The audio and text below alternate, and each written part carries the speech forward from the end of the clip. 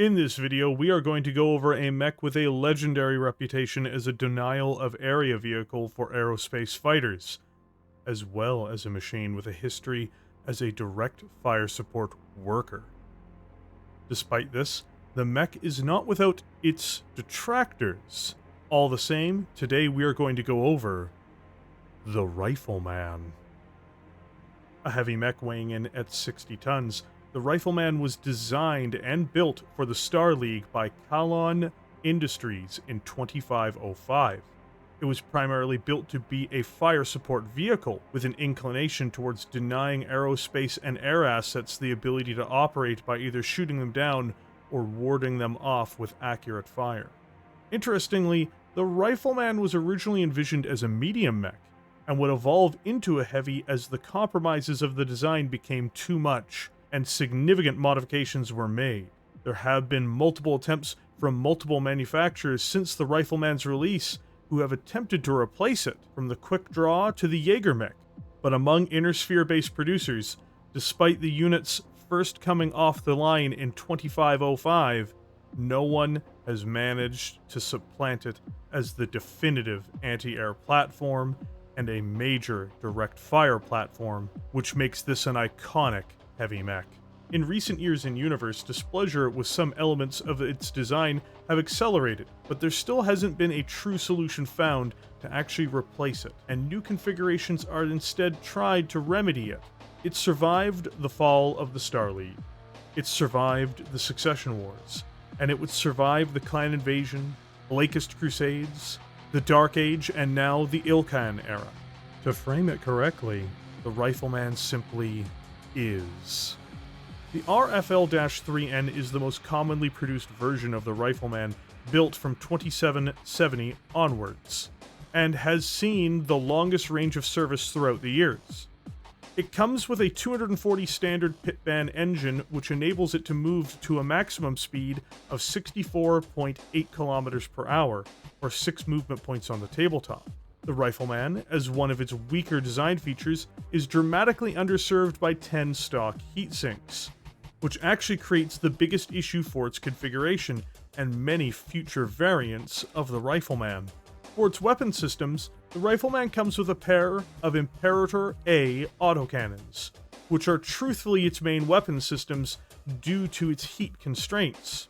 Doing more damage and on its surface appearing to be more impressive are its two Magna Mark III heavy lasers, which upon firing both will immediately put the Rifleman into a heat deficit, and a significant one of 6 heat points should it not walk or run, or fire any other weapons.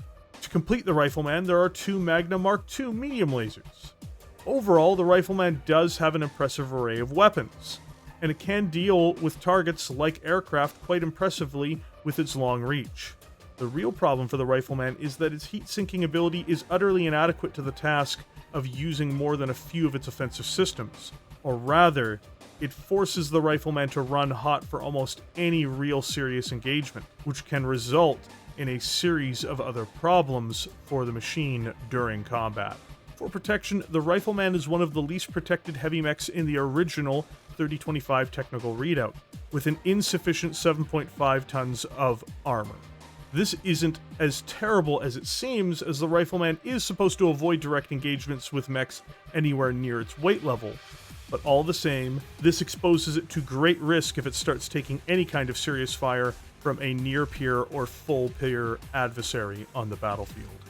The RFL-3N sounds like a machine which is very underwhelming, but it does have its virtues. It has a very long reach with its autocannon 5s, and can often fire both its autocannons with one large laser at medium range, meaning it does have a reasonable damage output without completely melting down. It covers its role as an anti-aircraft mech very well, and it can competently provide direct fire support if positioned well. The design has persisted as long as it has because despite its flaws, it does have some flexibility, and if willing to take the risk of heat, can produce a very severe response to units which are damaged or too close, but at the cost of an equally severe response in its own heat spikes.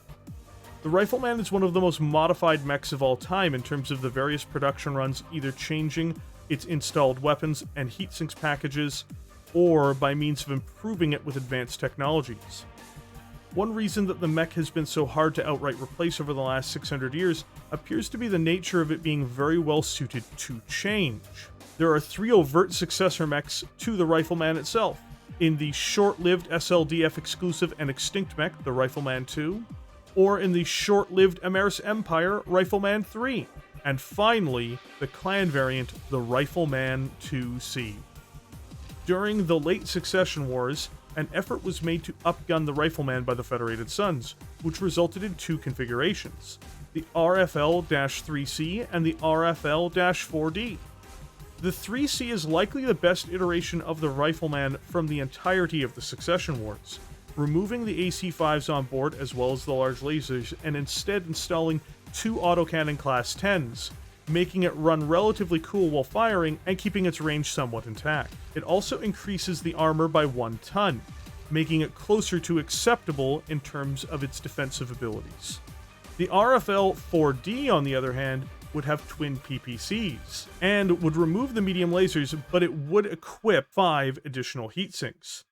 Unfortunately and ironically, the RFL-4D in many respects has a worse problem for heat than the RFL-3N, as even though the 3N can get more overheated, it can be almost heat neutral just firing its autocannons in a single large laser, whereas the 4D, to do the same damage, must overheat by firing both PPCs. The 3C succeeded in being the machine the Rifleman should be, while the 4D only enhanced much of what was wrong with the original design. The evolution of the RFL-4D, though, would be the RFL-5D. The 5D would have an XL engine installed, freeing up additional weight for heatsinks, giving the unit a massive 17 double heatsinks on board, and upgrading the PPC package to ER PPCs, allowing the unit to run and fire its primary weapon package. In addition, more armor was added to the unit as well. This would be the Federated Commonwealth's primary upgrade for the Rifleman when combating the clans. The final evolution of the RFL-3C appears to be the RFL-7M, though it did also see use among the Word of Blake. This model would come with twin light Gauss rifles, 6 ER medium lasers, and a small laser, as well as an ECM. To gain these features, it would take on an XL engine, as well as 11 double heatsinks and endo steel. Most impressively, it comes with 10 tons of armor, dramatically increasing its protection despite having an XL engine on board. Not intended for the front line, but able to defend itself should an enemy stray too close, this is one of the better retrofits of the design. There are still yet more variants for the Rifleman that we did not cover in this video, showing just how versatile the model truly is, which is one of the Rifleman's greatest strengths. Its design inherently allowed it to be modified to take on new purposes or updated purposes with every passing generation of warfare. It lent itself easily to the changing face of manufacturing as well. Providing denial of support from enemy air assets or providing direct fire support are its specialties across the design, and will seemingly continue to be its purpose. The Rifleman's weakness in many of its core designs start with its armor package, which is typically insufficient, or barely adequate, barring some examples. The other issue with earlier designs were their typical heat problems, with the exception of the RFL-3C. Though newer designs have solved both of these issues, it's noteworthy that it comes at a high C-bill expense, and by adding an XL engine, which can limit the survivability of the mech on the battlefield. A staple of the Inner Sphere, a staple even among the clans with their own version, the Rifleman is a mech and design produced by everyone, and with purpose for any military force. Despite multiple attempts to supplant it across 5 centuries, no one seems able to do so. Perhaps the Rifleman shouldn't be seen in such a mixed light as it is, because at this point, the design almost appears to be immortal. Thank you for joining me here today. If you enjoyed this video, please consider liking it and subscribing to the channel. With that, I will catch you in the comments section below.